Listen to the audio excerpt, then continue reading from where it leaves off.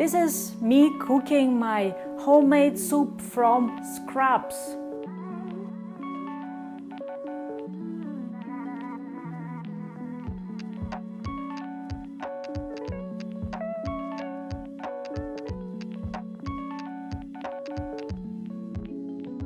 Well, technically it's a channel about sustainability, minimalism and low waste and low impact lifestyle, but I guess today I'm doing a cooking tutorial. The reason I do it because this recipe is directly related to reducing the food waste, being minimalist, being on a budget and having the least negative impact on the planet. And this video will be especially cool for those people who look for the being eco-friendly and minimalist on a budget, because I don't know why, but lots of people think that, oh, being a zero waste, you have to be wealthy. No, you can be a crazy cheap person like me cooking soup from the scraps. This is me. This is my Instant Pot. By no means it's not an advertising for an Instant Pot, and you can actually use a regular stove, just a pot on a stove. But if you have a chance to own something like an Instant Pot or you were considering buying it, I would recommend to do it if you are a soup lover like me. We cook soups all the time, or if you're cooking any type of stews, and this is a great way to reduce your waste because you just dump everything you have in your pantry here and it's a nice meal.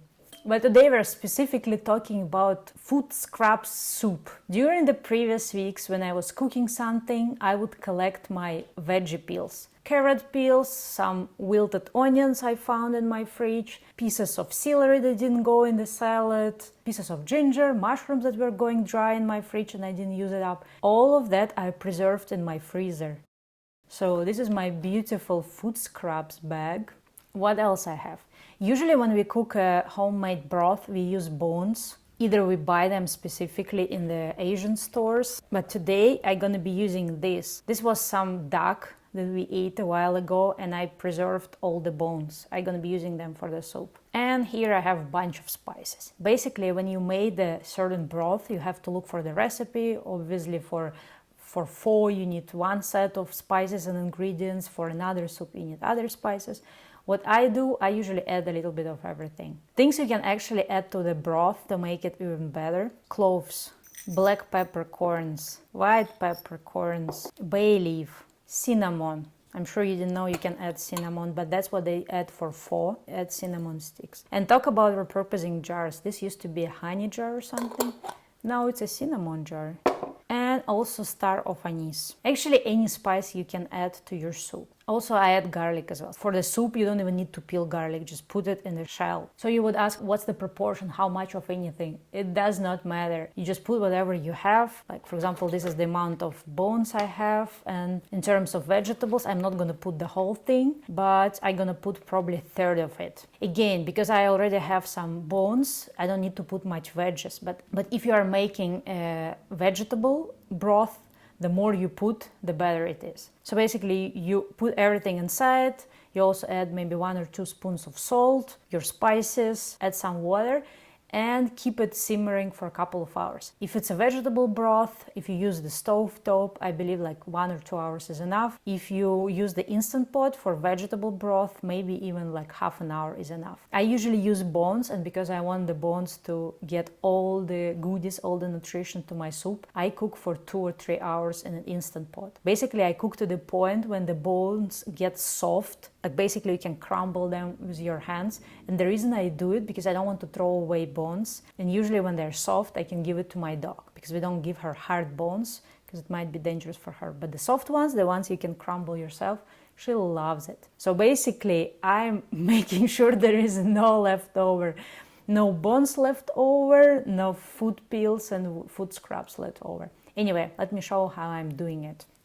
Well, as you can guess, I start with adding up all the food scraps. Normally, the recipe calls for like 1 large onion, couple of carrots, celery, maybe mushrooms. But for me, besides the leftovers and peels from those veggies, I also add other things. For example, sometimes I add young potato peels, I add pieces of bell pepper if I have leftover, add a little bit of jalapenos, but not too much if you don't like spicy. I add a little piece of ginger. If I have any lemongrass leftovers, I add them as well. I even add onion peels if they are not moldy or rotten.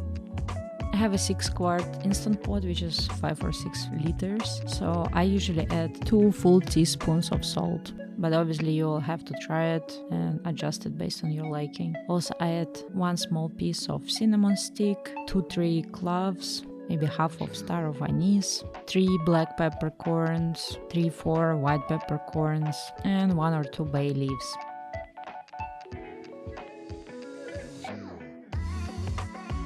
So after 3 hours of cooking, I just drain it, get rid of all the veggie scraps, give the bones to my dog. Actually, I give leftovers to my dog. She sometimes eats boiled carrots and other things. She's actually the biggest soup lover in our family. I usually make stock in bulk, so part of it I would freeze. So next time when I cook something and I need to use some stock, I will just use the frozen one. And a small portion of what I cooked, I usually make into the soup, into ramen, or into pho, or into any other soup.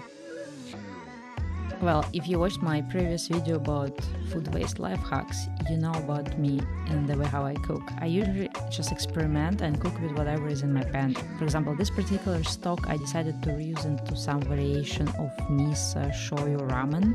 So we had this soybean paste, I did some mushrooms. Unfortunately, I didn't have any bok choy, so I just added whatever we had, which was bell peppers, some kind of noodles, egg, and then I topped it with some scallions, radishes, and pieces of tomato because they give a really nice acidic flavor to the soup.